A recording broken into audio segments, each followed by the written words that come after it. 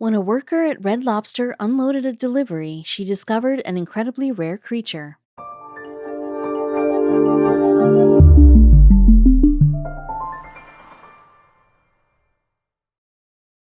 But before we start, please make sure to subscribe to M&R TV and hit the bell so you never miss any upload from us. Also, leave a like right now. Picture this, it's a warm, sunny day in Ohio in the summer of 2020. You're working at Red Lobster unloading the day's fresh catch. You open a crate to check the produce, and that's when you notice something odd. Actually, it's more than odd, it's bizarre. In fact, it's something you've never seen before. The Red Lobster restaurant in question is in Ohio's Cuyahoga Falls. That's around 7 hours by car from New York City and 40 minutes north of Cleveland. But despite being minutes from Lake Erie, Red Lobster's seafood is not typically found in that body of water. For the most part, the restaurant ships its main ingredients in from both ocean catches and farm-raised stock. And on that July day, the consignment drop-off was, as usual, delivered by air. You see, this form of transport cuts the travel time significantly compared to road routes, and it ensures the eatery's ingredients are as fresh as possible, which is good to know. But when the day air shipment arrived, staff member Laura Jones found something wasn't quite right. She cracked open a crate as she typically would, but this time she spotted an oddity among the usual fare. Jones then showed her colleagues what she had found, and none of them could believe their eyes. One thing all the employees knew for sure, though, was that this thing wasn't going onto the menu. That's because what they found lurking in the shipment was actually an incredibly rare discovery. But what makes this even more surprising is that Red Lobster goes to great lengths to prove where its ingredients come from. The company writes on its website, "We support and follow regulatory efforts that manage fish populations and mandate our suppliers comply with all applicable laws. To achieve this, Red Lobster abides by regulations set out by the Total Allowable Catch Organization, which monitors fish populations and manages fishing quotas." Today, Red Lobster is a chain seafood restaurant with more than 700 sites around the United States, but its beginnings were more humble. The company was founded in 1968 by Bill Darden, who opened a lonely eatery with the help of his family in Lakeland, Florida, and the restaurant was to specialize in his favorite cuisine, seafood. According to the company's website, Darden believed that everyone in the U.S. should be able to enjoy the best quality seafood, however far they're located from the coast. Then, just 2 years later, his restaurant caught the attention of food conglomerate General Mills. With the company's investment behind it, Red Lobster went on to open new locations across the country.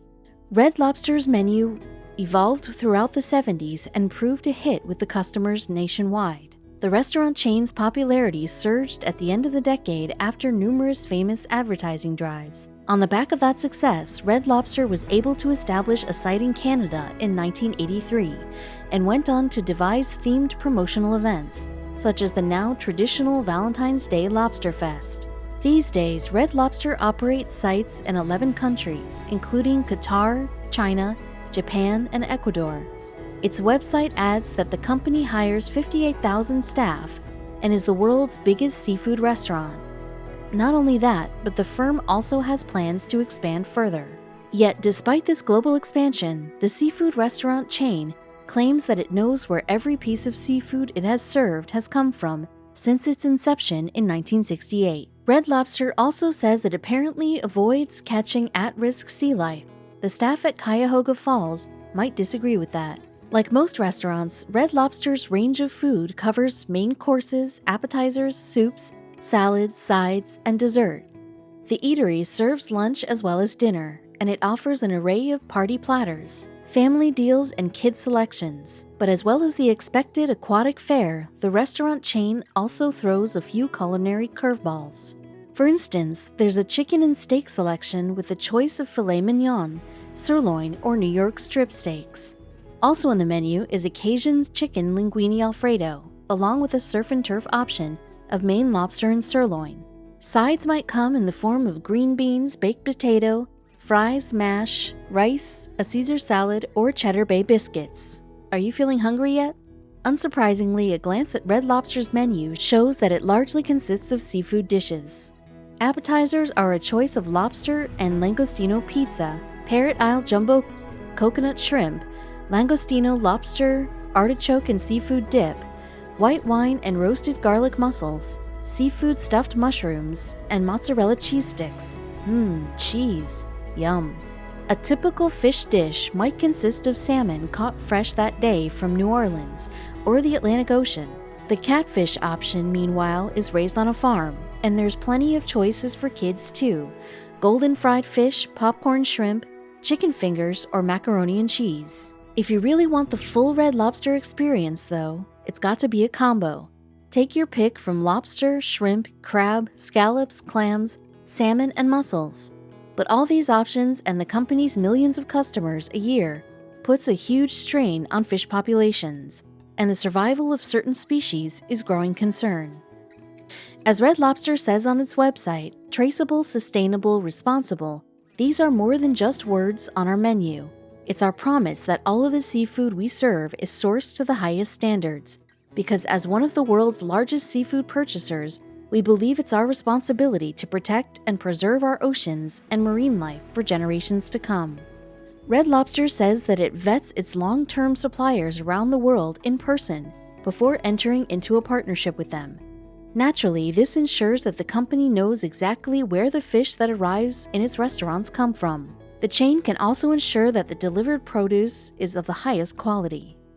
The seafood restaurant claims that its suppliers comply with sustainability guidelines within the fishing industry, and these standards are regulated by official bodies such as the Global Sustainable Seafood Initiative. Red Lobster is even a founding member of the Global Aquaculture Alliance, and it helped formulate the Best Aquaculture Practices certification.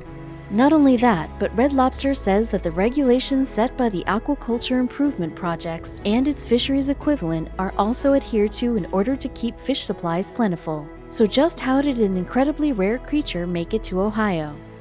You see, what worker Laura Jones had found in the shipment of the ingredients was a blue lobster. General Manager Michelle Falconer told Today in July 2020, "At first the lobster just looked a little off. But then we put her in the tank. She was this beautiful, brilliant color." Naturally, the distinctive blue hue stood out from the other lobsters in the delivery. Staff even sent pictures of the find to colleagues who weren't around at the time.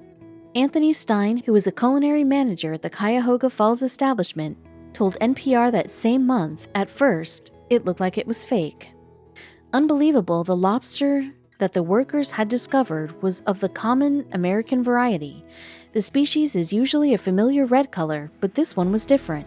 As Stein observed, it's definitely something marvelous to look at. The workers were certainly taken by the unusual-looking creature, and they named it Claude in honor of Red Lobster's mascot. But if the creature wasn't to become one of the restaurant's delicacies, what would be its fate? Well, employees soon began ringing their contacts to work out what should happen next. At first, staffers apparently made the lobster feel comfortable. Server Angie Helbig explained to NPR, "We kept it in the tank and just made sure that nobody took him in the back for dinner." But they knew Claude couldn't stay there forever. So while Claude was hanging out with the other crustaceans, management at the eatery got in touch with the corporate office. After flicking through their little black book, they contacted the Seafood Watch program at the Monterey Bay Aquarium in California. Both Red Lobster and Ohio's very own Akron Zoo are members of the Seafood Watch program, and it was this establishment that was nominated as Claude's new home. Days later, the blue crustacean was transported to the zoo's aquarium, where staff had prepared a tank for the lobster, and by all appearances, the creature settled in well. Manager of Akron Zoo Animal Care, Kathleen Below, explained to NPR, "Staff sprung into action. They prepared a suitable area and made a cage so the lobster would feel comfortable."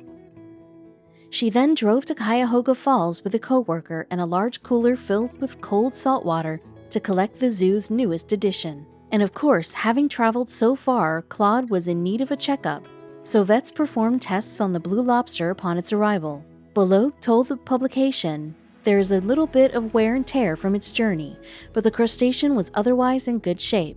However, the zoo made another interesting discovery. The lobster was actually female."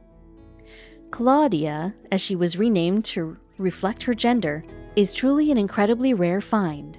In fact, it's widely agreed that there's as little as 1 in 2 million chance of coming across such a lobster. It's a statistic that's supported by the University of Maine Lobster Institute, even though its former director Robert Bayer told the BBC that this figure is just a guess. Bayer told the BBC in May 2016 the chances of this happening nobody really knows. His comments, meanwhile, relate to a couple of fishermen in Canada who found 2 blue lobsters within days of each other off the U.S. Atlantic coast. However, Professor Sir David Spiegelhalter of the University of Cambridge in the UK believes that the guesswork may be accurate. Rough estimates suggest that 200 million lobsters are fished in the North Atlantic annually, according to the BBC. Therefore, if the 1 in 2 million guess is correct, then only 100 of the crustaceans would be blue. Spiegelhalter told the BBC, for 2 blue lobsters to be caught 3 days apart, quite close to each other, does not seem at all surprising. I would imagine it happens most years.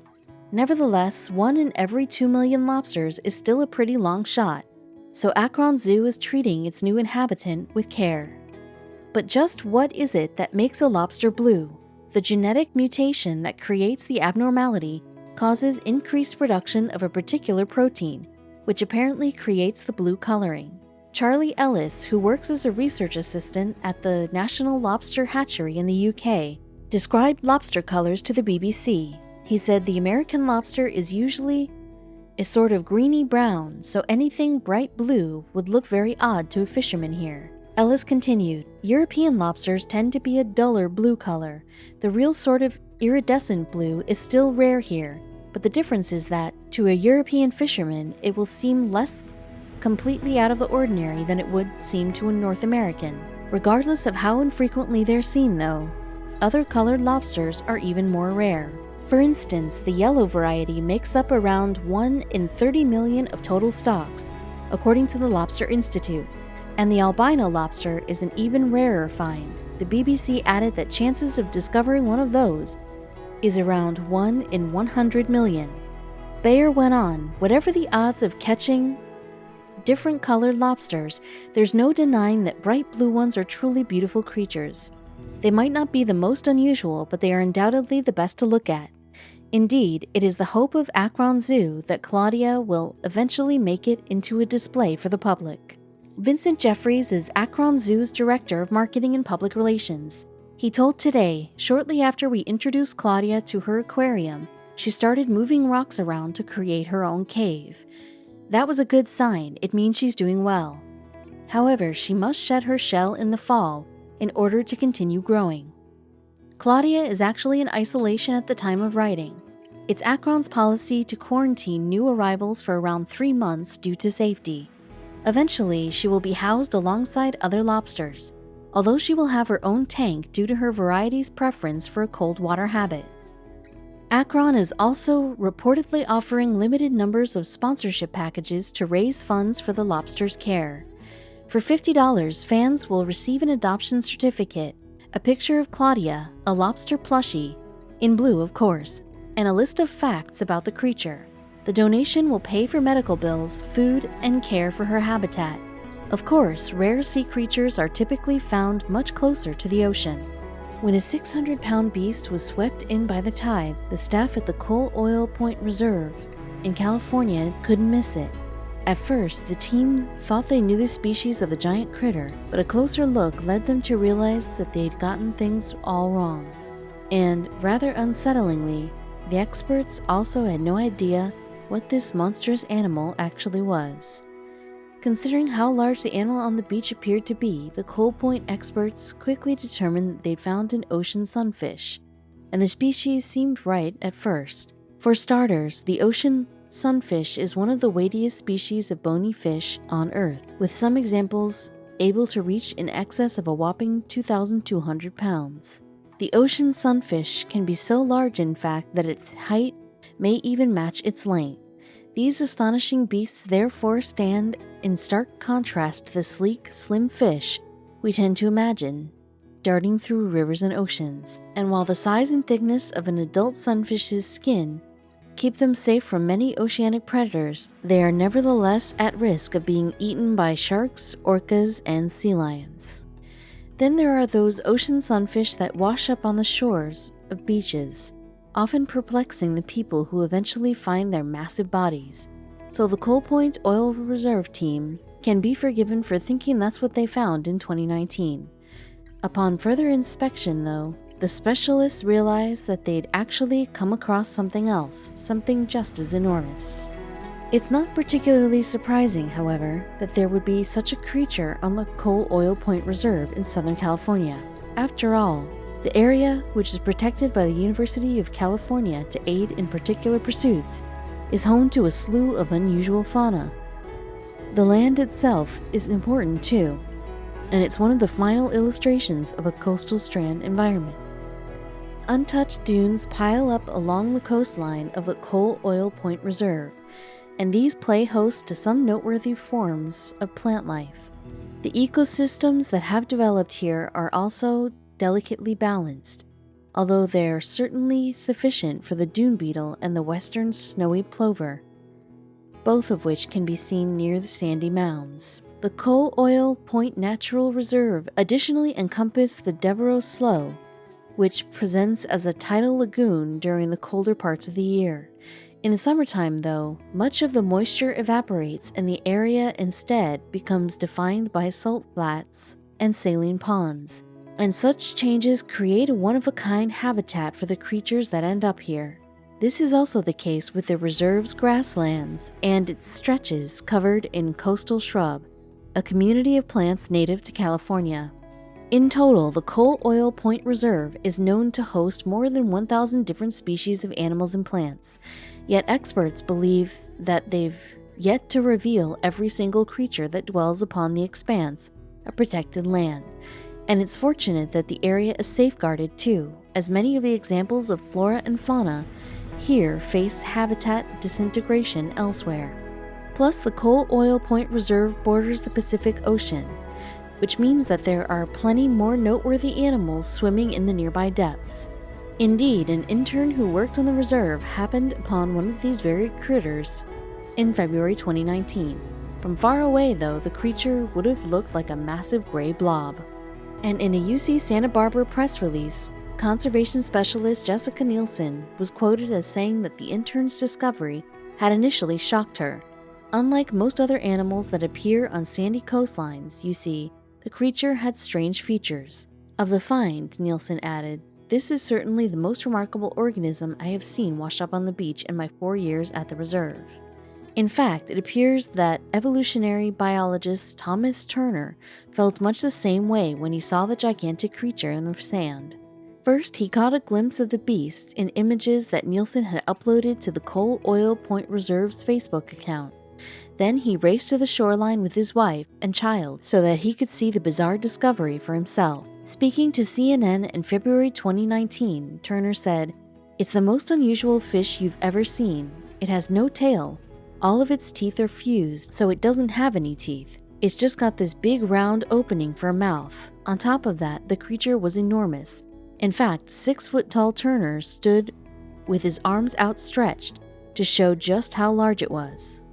The fish was nearly 7 feet long, as it happens, and weighed more than 600 pounds. Owing to all that, they could determine then, the Coal Point Reserve team classified the creature as an ocean sunfish, otherwise known as a common molla.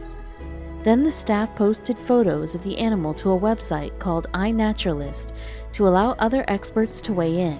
And at first, a number of the commenters also suspected that the California-based team had found an ocean sunfish. Luckily, though, someone looped Ralph Foster into the conversation. And from there, the Southern Australian Museum's fish expert took a good hard look at the photos of the supposed ocean sunfish. But not all was as it seemed. Yes, as Foster examined the creature, he suspected that it wasn't actually among the species identified at all. At least the skeptical Turner knew who he could turn to in search of answers. Ultimately, then, he fired off an email containing some images of the beached fish to a woman named Marianne Nygaard. And as a marine scientist, Nygaard was the perfect person to consult on such matters.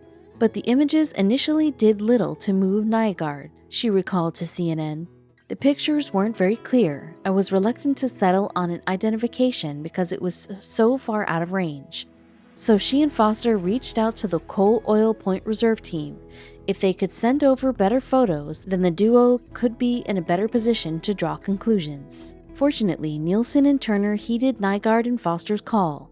As the California-based pair returned to the shoreline to snap more photos of the perplexing creature. By then, though, a couple of days had passed since the intern had spotted the blob on the sand, and in that time the tides had seemingly washed it away. Still, Nielsen and Turner held out hope that they could track down the supposed ocean sunfish once more. They therefore separated out for a search, starting a couple of miles apart, and then walking towards each other, and thankfully the scientists' plans worked, as they finally rediscovered the fish's body not far from its original resting place. Turner and Nielsen could examine the creature once more then, and send detailed photos to Nygaard and Foster. Yet when the Coal Oil Point duo took a closer look at the fish, they noticed a few features that proved its original classification had been wrong. For example, where normal fish have tails, the ocean sunfish has what's known as a clavus, a rounded protrusion that's sometimes as wide as the entire body. As such, this feature acts more like a rudder than a powerful back fin. But while the beast on the California beach had a clavus, its shape didn't match that seen on other sunfish. Snapping pictures of the unique fish delighted Nielsen, though, and she explained as much to UC Santa Barbara news site The Current. In February 2019, the conservation specialist said it really was exciting to collect the photos and samples, knowing that it could potentially be such an extraordinary sighting. And as it turned out, Nielsen hadn't let her excitement build up in vain. You see, as soon as Nygaard saw the clearer pictures, she knew that the California-based scientists had found something completely spectacular on their beach. Indeed, she later recounted to CNN, "I couldn't believe it, I nearly fell out of my chair." Specifically, Nygaard recognized that the sunfish was not of the common variety. Rather, it was a hoodwinker sunfish, and she was ultimately the right person to note the subtle differences between the two. After all, in 2017, the marine scientists had discovered and named the hoodwinker species after years of trying to find it. Plus, while scientists have long known about the existence of sunfish, it's taken centuries for them to conclude that quite so many different varieties of the creature exist. The ocean sunfish, now known as the most prevalent of all the sunfish species, was discovered first in 1758. Later, though, evidence started to emerge of a mysterious type of sunfish living around Australia, New Zealand, South Africa, or Chile. In other words, places that were all in the southern hemisphere. In addition, a record from the turn of the 19th century claimed that one of the massive creatures had been spotted in Dutch waters. Nygaard had plenty of places in which to look then, when she decided to try and find this enigmatic animal. But while Nygaard researched the mysterious fish, she realized that a lot of sightings had been misclassified. Sometimes, for instance, a common variety of the fish was deemed to be a rarer breed, or vice versa. And that's precisely how the hoodwinker had swum under the radar for so long. No one had taken the time to pinpoint its subtle diversity. Nygaard explained to CNN, "The hoodwinker has gone unnoticed because no one really realized it looked different. There's a long history of confusion about the species in the sunfish family. This fish had managed to stay out of sight and out of everybody's attention. It had been taken for mola mola, the ocean sunfish, so it was hoodwinking us all." So when the California-based team found a hoodwinker on their shores, it floored Nygaard. Initially, you see, she had doubted claims that the species had somehow turned up in the US. Yet the pictures confirmed that yet another hoodwinker had actually surfaced, leaving Nygaard and what she described to The Guardian as a mix of disbelief and excitement. Much of that had to do with the hoodwinker's location, as California is a fair distance from the fish's usual haunts in the southern hemisphere. In March 2019, Nygaard added to The Guardian, "That's as far north as I've seen the hoodwinker that corresponds to a cold water current. For this fish to suddenly rock up in California is really exciting." So how exactly did this specific hoodwinker end up over 4,000 miles away from its typical habitat? Well, Nygaard revealed to CNN that this type of exploratory behavior wasn't completely uncharacteristic for the hoodwinker. As she put it in her own words, it's not uncommon for sunfish to wander really far. As Nygaard shared another pair of hypotheses with The Guardian, explaining, it could just be a lost sunfish, or it could be that we don't understand the distribution yet. Then, of course, there's the whole issue around climate change. We can't conclude anything from just one specimen.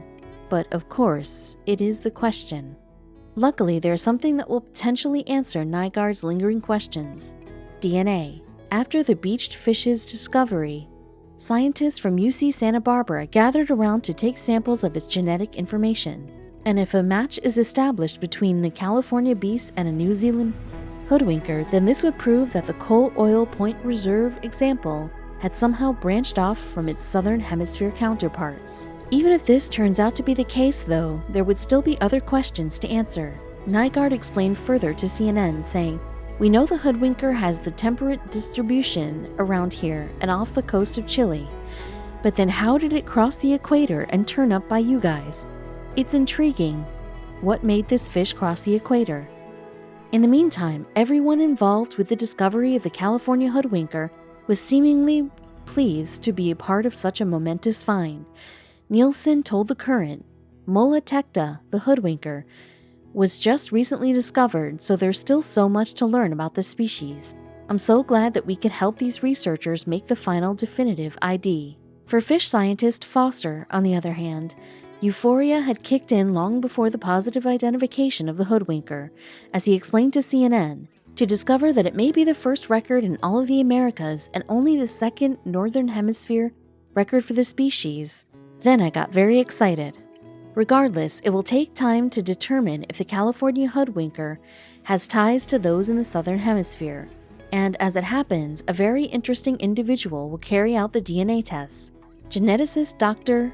Mette Nygaard of Denmark's Aarhus University will lead the charge, and her surname may have given away the fact that she's Nygaard's sibling. For now, scientists can just appreciate the fact that people on the internet help them to identify an incredibly rare species.